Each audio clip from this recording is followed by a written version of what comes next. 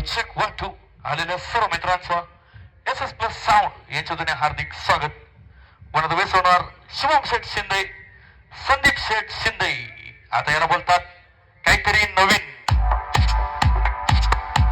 one base DJ अजिंक्य आणि मी